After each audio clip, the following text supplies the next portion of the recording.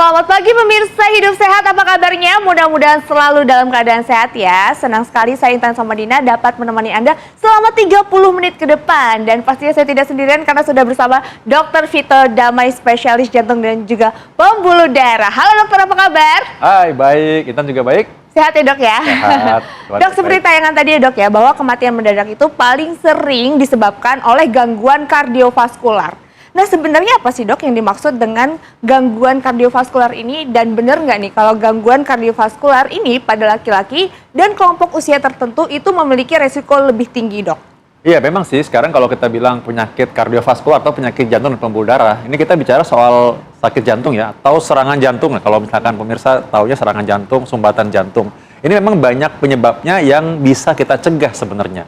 Jadi sekarang usia muda pun karena pola hidup yang kurang baik, mereka juga rentan terkena serangan jantung. Dan cukup banyak kita sering dengar kasusnya dan kaget juga, kok masih muda udah tiba-tiba serangan jantung gitu. Iya. Nah ini berkaitan dengan pola hidup, pola makan, dan juga ya pola tidur, dan lain-lain ya sebenarnya, yang sebenarnya bisa dicegah.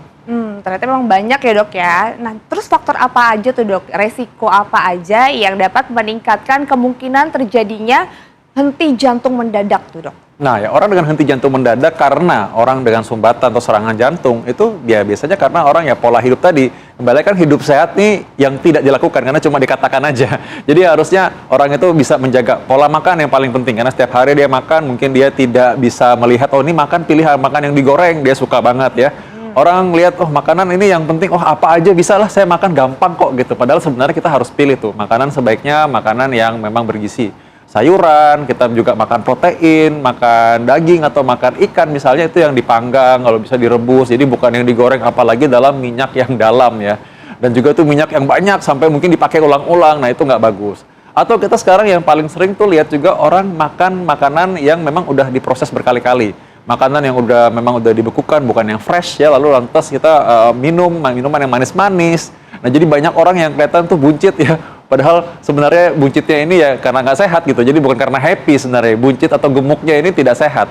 Nah ini memang orang-orang ini banyak tidak sadar. Nah akibatnya tadi kolesterol meningkat, gula darah meningkat, tensinya juga meningkat, tekanan darah tinggi. Nah, tambah lagi orang-orang yang mungkin merokok atau mungkin orang yang karena stres tidurnya juga nggak beraturan. Jadi ini semua punya pengaruh ke tadi risiko jantung yang meningkat. Oke dokter, nah tadi kan dokter juga sempat sebut ya bahwa memang resiko jantung ini juga sering kali terjadi sama orang-orang yang berusia muda. Nah ini sekarang apalagi common banget ya dok ya, banyak banget zaman sekarang ini yang berusia muda tapi ternyata sudah punya gangguan jantung. Sebenarnya apa sih dok yang terjadi bisa serangan atau gangguan jantung terjadi di usia yang lebih muda nih dok? Ya memang sebenarnya kalau usia muda itu kan orang nggak semuanya sumbatan ya. Usia muda tuh ada penyakit jantung yang lain juga. Ada penyakit katup bawaan, ada penyakit jantung bawaan, jantungnya bocor dan lain-lain. Tapi kalau berkaitan dengan pola hidup sehat.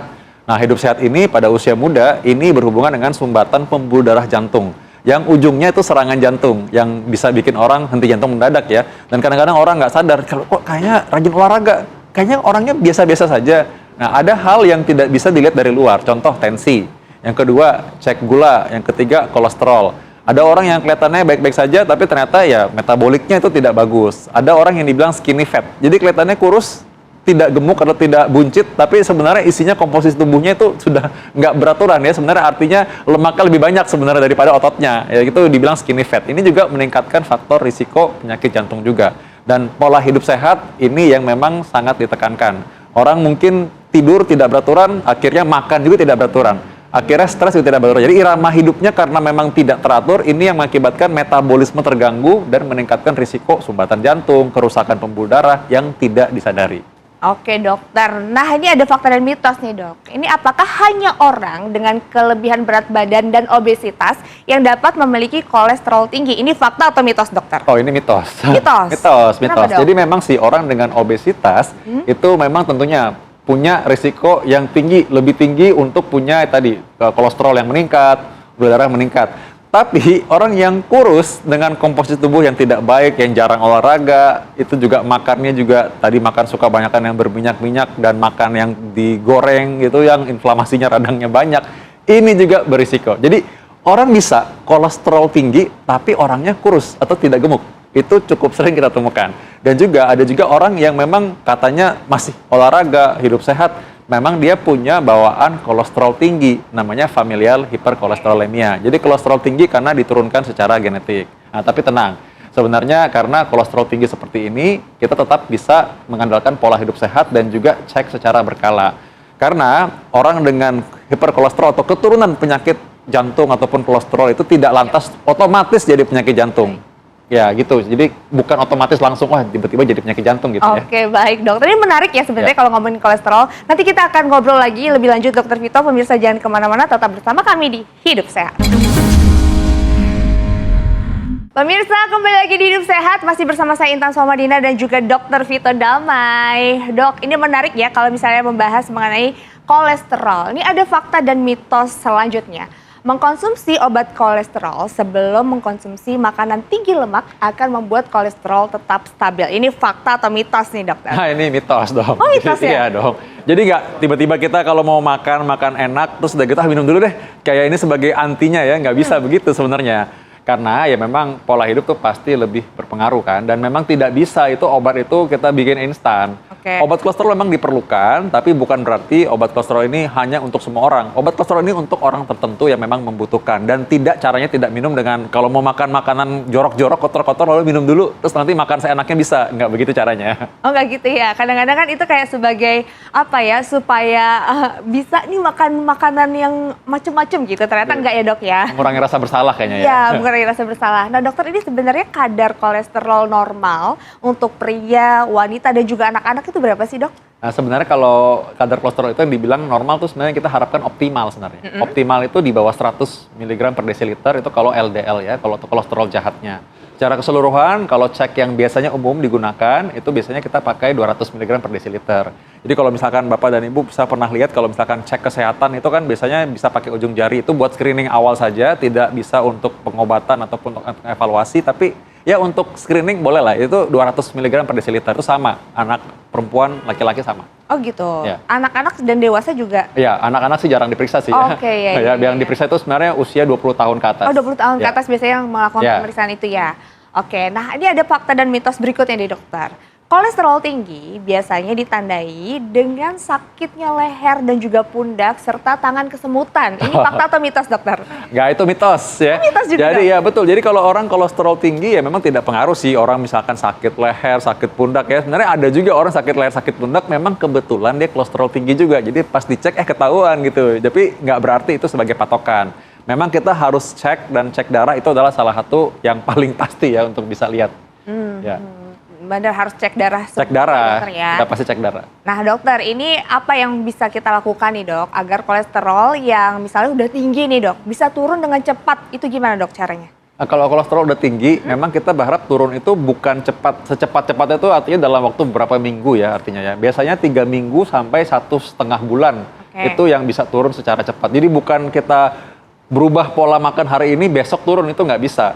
Jadi memang kalau namanya turun kolesterol itu mesti bertahap, karena itu berkaitan dengan pola hidup sehari-hari. Jadi nggak hari ini kita makan sayuran, lalu kita benar-benar tidak makan gorengan, besok langsung drop kolesterolnya, nggak begitu. Dia butuh waktu. Biasanya 3 minggu, 1,5 bulan, dan paling optimal itu setelah 3 bulan. Jadi kalau misalkan Anda punya kolesterol tinggi, dan berubah sekarang pola hidupnya, maka kita cek lagi biasanya 1,5 bulan atau 3 bulan lagi. Itu paling optimal untuk melihat apakah kolesterol ini benar-benar turun dengan pola hidup kita yang sudah benar.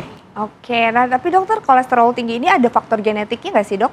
Iya betul, dia ada faktor genetiknya. Jadi ada orang yang memang dari kecil, dari lahir dia sudah punya keturunan tersebut, sudah punya ya genetik lah, faktor kolesterol tinggi. Jadi tubuhnya memproduksi kolesterol terus-terus. Ya ini yang disebut tadi dengan familial hiperkolesterolemia. Memang dia juga punya risiko penyakit jantung dan pembuluh darah yang lebih tinggi ya. Tapi tenang saja, ini berarti bukan berarti seorang yang punya hiperkolesterolemia pasti punya penyakit jantung. Ada kondisi seperti ini yang memang membutuhkan obat, dan pola hidup sehat tidak bisa cukup untuk benar-benar menurunkan semua kolesterolnya, tapi sekali lagi itu pada orang tertentu. Jadi sebaiknya memang konsultasi dulu ya. Habis cek, tahu tinggi dan masih muda, coba cek dulu apakah benar ini segini, apakah dengan pola hidup sehat tidak bisa turun. Karena ada juga sih masih bisa turun dengan pola hidup sehat. Oh, oke dokter, jadi nggak perlu khawatir juga ya dokter ya. Ya. Asalkan tetap terus jaga hidup sehat sehari-hari ya dokter. Ini menarik sekali nih, kita masih akan melanjutkan perbincangan bersama Dokter Vito. Jangan kemana-mana, tetap bersama kami di Hidup Sehat. Pemirsa masih bersama kami di Hidup Sehat dan kita masih membahas kadar kolesterol tak terkontrol bisa berakibat fatal. Nah pemirsa, ini masih bersama dengan Dr. Vita Damai. Dokter, ini kan seringkali terjadi serangan jantung ya dok ya. Dan ini banyak banget pakar yang bilang bahwa serangan jantung ini terjadi karena beberapa faktor. Termasuk salah satunya adalah kadar kolesterol tinggi ya dokter ya. Nah, terus di kalangan anak muda nih banyak banget yang berpikir bahwa masih muda kok ini, metabolisme masih bagus, jadi kayaknya nggak apa-apa deh makan apa aja, makanan berlemak, minum minuman manis atau apapun yang menyebabkan kolesterol tinggi karena nggak perlu takut gitu. Itu benar nggak tuh dok? Nah, itu banyak dipikirkan oleh banyak orang yang muda-muda ya. Termasuk pasien-pasien saya yang serangan jantung di usia muda. Mereka pikir makan apa aja aman karena masih muda. Nanti deh jaga makan kalau sudah 40 tahun atau udah 50 tahun. Tapi faktanya sebenarnya sejak muda, 20-an tahun, 30-an tahun, kebiasaan hidup sehat yang dipupuk itulah yang menjaga kita. Banyak orang yang misalkan makan sembarangan ya, dia misalkan makan semua gorengan lah, dia makan minum yang manis-manis, lalu dia makan ultra processed food, itu dia suka-suka dia. Akhirnya memang ini yang menyebabkan terjadinya kerusakan pembuluh darah jantung. Sehingga terjadilah plak, muncullah bekuan darah, sampai terjadi serangan jantung yang fatal yang orang kaget. Kok masih muda? Kok tiba-tiba serangan jantung? Padahal ini kebiasaan yang sudah lama karena makannya suka-suka tidak dijaga. Nah dokter, selain makan makanan manis atau makan makanan berlemak, apa aja tuh dok yang harus kita hindari? Nah sebaiknya memang kita menghindari satu makanan yang digoreng terlalu lama, apalagi dengan minyak yang ulang-ulang, atau makanan yang tadi digoreng tuh dengan minyak yang banyak. Karena ini makanan deep fried, ini bisa meningkatkan peradangan atau inflamasi. Juga makanan dalam kemasan yang sebenarnya tanpa sadar kita nggak tahu nih isinya apa nih. Banyak mungkin isinya tepung, gulanya banyak, terus kita makan begitu aja karena dipakai sebagai cemilan padahal kalorinya tinggi. Lalu banyak yang menyebabkan terjadinya kerusakan pembuluh darah karena adanya bahan-bahan yang memang tidak baik untuk tubuh kita. Juga tanpa sadar kita minum minuman yang manis yang dalam sekali glek gitu, taunya itu sama kalorinya seperti sepiring nasi. Nah ini juga bahaya sama karena bisa menyebabkan gangguan metabolisme. Orang yang obesitas, perutnya buncit, padahal sebenarnya isinya radang semua. Orang yang perutnya buncit itu isinya bukan hanya lemak ya, tapi isinya adalah zat-zat radang yang bisa merusak pembuluh darah, meningkatkan risiko serangan jantung, bahkan pada usia muda.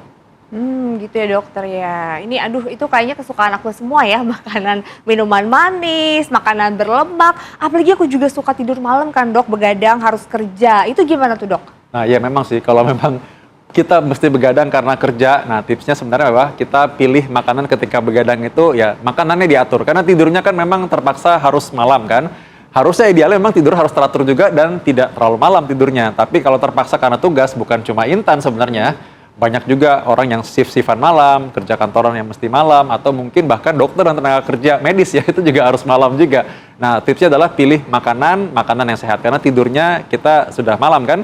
Jadi tetap sediakan waktu untuk istirahat cukup. Berikutnya olahraga juga tetap secukupnya sesuai dengan kondisi. Tapi makan kita harus pilih makanan yang sehat juga. Nah tadi kan dokter bilang ada makanan-makanan sehat. Nah makanan yang kandungannya apa aja sih dok nih yang baik untuk kita konsumsi dok? Nah ya makanan-makanan yang kita konsumsi yang baik adalah yang tidak digoreng. Tapi sebaiknya sih dipanggang atau direbus ya, atau dikukus. Kalaupun digoreng itu sebenarnya bukan goreng yang dalam minyak yang dalam gitu ya. Tapi ya mungkin ditumis sedikit-sedikit boleh, atau minyaknya dipakai sebagai dressing. Nah, tapi memang pemilihannya itu juga penting, pemilihan bahan makanan, bukan cuma cara mengolahnya. Jadi kita pilih misalkan makanan yang proteinnya yang baik itu misalkan dari ikan. Ikan laut dalam ini terutama juga bagus karena apa? Minyak ikan. Nah, jadi justru kita menghindari lemak jahat berlebihan dalam tubuh, kita malah pilih ikan berlemak ya. Ikan berlemak dalam arti ikan laut dalam yang kayak salmon, tuna ya, ini sebenarnya punya minyak ikan yang isinya omega 3, omega 6, omega 9. Ini bisa membantu menyehatkan pembuluh darah, menjaga jantung kita. Nah dokter, tadi dokter bilang omega 3, omega 6, omega 9 itu kan baik ya dokter untuk kesehatan jantung dan pembuluh darah. Itu gimana sih dok cara kerjanya? Nah ini menarik nih, banyak yang nggak tahu bahwa sebenarnya dalam kandungan minyak ikan itu ada omega 3, omega 6, omega 9. Nah ini sebenarnya adalah golongan asam lemak ya. Nah kalau misalkan kita bagi lagi, sebenarnya dalam omega 3 itu ada EPA dan DHA. Ini adalah gabungan dari bahan aktifnya yang bermanfaat untuk pembuluh darah. Jadi dia menjaga supaya pembuluh darah ini anti-inflamasi. Jadi ada anti peradangannya, mencegah supaya tidak cepat rusak, dan juga dia menjaga supaya tetap fleksibel. Istilahnya menjaga supaya pembuluh darah tetap awet muda gitu. Karena dalam pembuluh darah itu ada lapisan itu disebut sebagai endotel. Lapisan ini berfungsi untuk menjaga pembuluh darah tetap elastis dan fleksibel.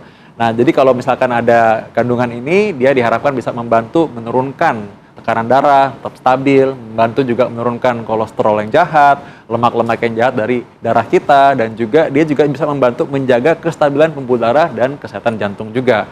Nah, selain itu memang dalam minyak ikan juga ada terkandung juga, tadi kan selain EPA, DHA, omega 3, omega 6, omega 9 ya, itu juga ada GLA misalkan, itu juga sama, dia punya efek antioksidan atau antiinflamasi juga. Jadi gabungan dari zat-zat ini dalam minyak ikan ini ternyata punya manfaat untuk pembuluh darah dan juga jantung. Nah dokter, ini kan kadang-kadang dengan di tengah kesibukan kita sehari-hari sulit nih untuk mendapatkan makanan-makanan yang mengandung seluruh zat-zat tersebut yang tadi dokter sebutkan ya, yang baik untuk kesehatan. Boleh nggak sih dok kita konsumsinya dari suplemen? Oh ya, boleh aja dong, suplemen sebagai tambahan ini memang diperlukan juga kalau orang sibuk kan, jadi boleh-boleh aja. Oh gitu ya dokter ya, oke dokter. Nah ini udah jelas banget, makasih banyak ya dokter ya. Sama. Terima kasih Ya, dokter. baik, saya pamit dulu ya, harus tugas dulu nih. Baik, selamat bertugas dokter.